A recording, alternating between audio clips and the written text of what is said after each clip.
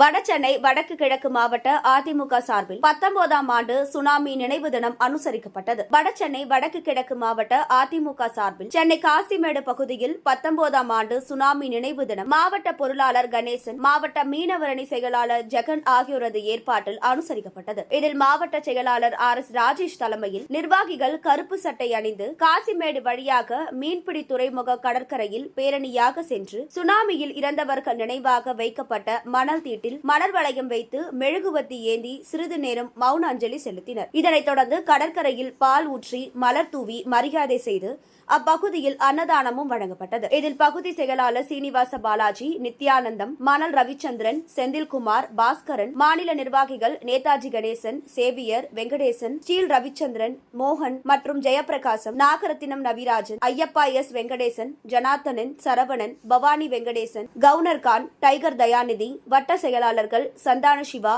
Mala, Sivakumar, Karnan, Purushothaman, Maheshkumar, Lionkumar, Venkatesan, Elangovan, cyan, Senthil, லிங்கே, chicken முத்து, Johnny Rafale, Hari, Vasuki, Prema, Jayanthi, Logu, Jagadeesan நன்றியுரையை Velayutham மற்றும் RK நகர் பெரம்பூர் பகுதி கழகத்தினர், வட்டக்கழக செயலாளர்கள், மாவட்ட பிற அணி செயலாளர்கள், மகளிர் அணியினர், மீனவ கூட்டுறவு சங்கத்தினர், விசைப்படகு, ஃபைபர் படகு மீனவர்கள் சங்கத்தினர், பொதுமக்கள் உட்பட 500க்கும் மேற்பட்டோர் திரளாக கலந்து கொண்டனர். செய்திகளை உடனுக்குடன் தெரிந்து கொள்ள நமது அம்மா இணையதள தொலைக்காட்சியை சப்ஸ்கிரைப் செய்து அருகில் உள்ள பெல் ஐகானை